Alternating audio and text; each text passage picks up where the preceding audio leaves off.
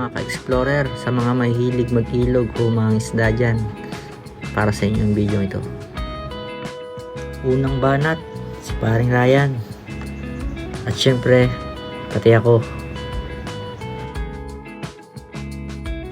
Hindi mo mararamdaman ang pagod pag makikita mo to. Swerte nalimutan ko ang lighter at posporo. Buti na lang may usok sa likod, makikisindi muna ako. Ito ang lugar na gusto ko, nakaka-relax. Bata pa lang ako, madalas ko na itong ginagawa, ang mangisda. Bagay na hindi mababayaran, ang kaligayahan. Malayo-layo rin pala sa bayan ang ilog na aming pupuntahan, kaya dito kami dumaan sa shortcut. Sa wakas, andito na kami.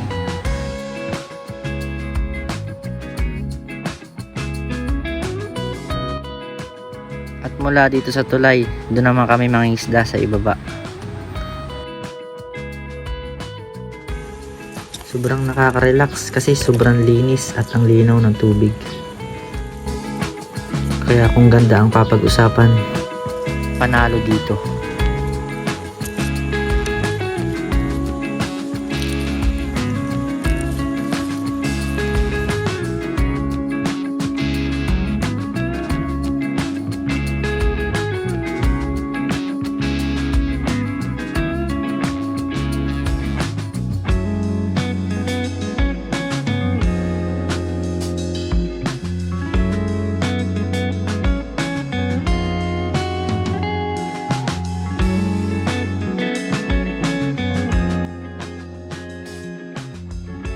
Ito naman ang aming gagamitin kung paano kami manghuli ng isda.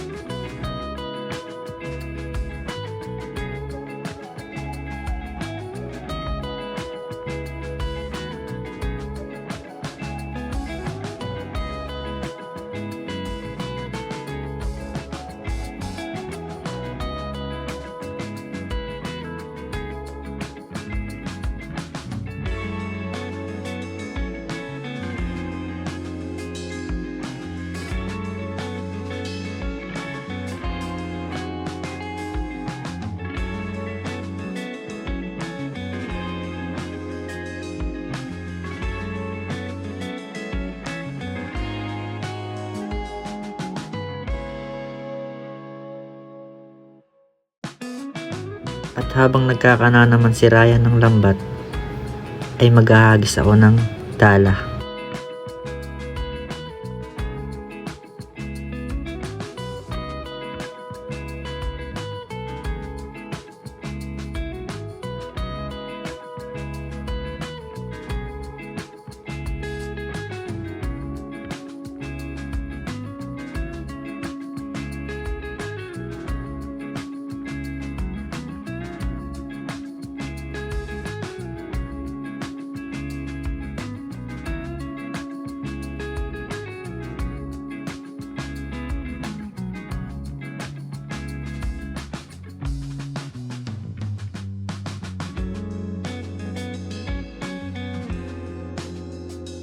Gamit ang kanyang antipara, tinitingin niya sa ilalim. Yan ang pamamaraan niya upang makita kung may nasakluban ba na isda.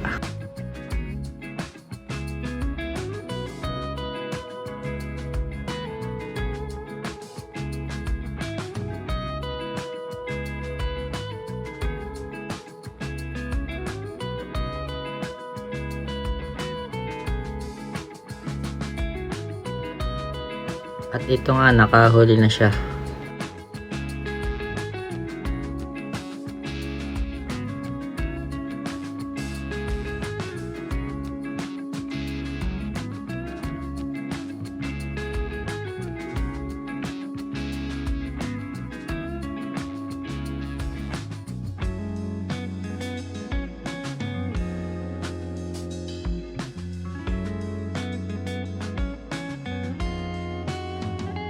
Hindi man ganun kalaki, masaya na kami kasi may pang-ulam na.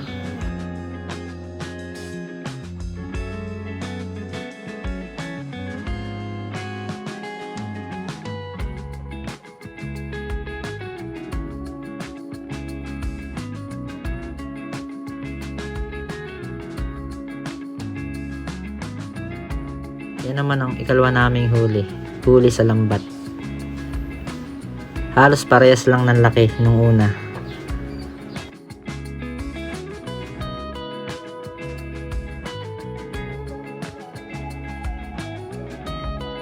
At yan naman ang aming nahuli lahat. Pwede na. Buti na lang may nagsisiga sa likod ko. Nakahanap tuloy ako ng pandikit.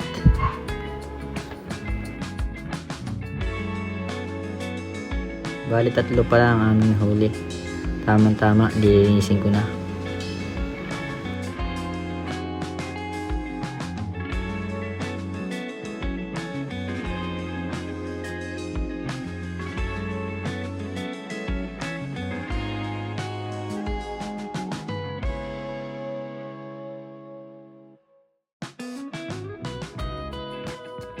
Dahil nga nasa adventure tayo, bamboo stick ang gagamitin ko.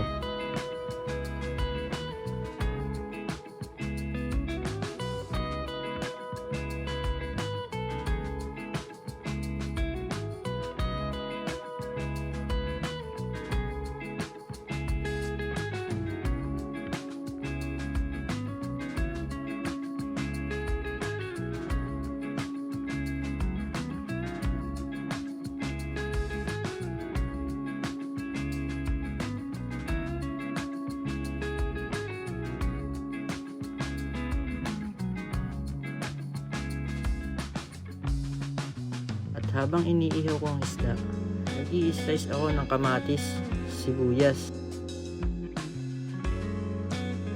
at kalamansi para sa masarap na inihaw. Ito na, ready na ang chibugan.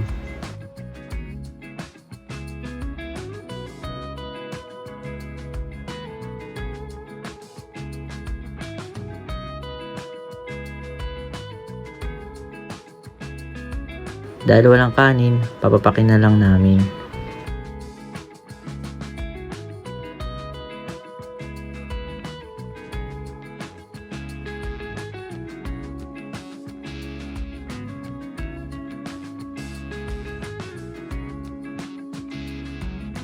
Ayun guys, dahil umabot kayo sa dulo ng aming video, maraming salamat. Pa-follow and share and subscribe my YouTube channel for more video.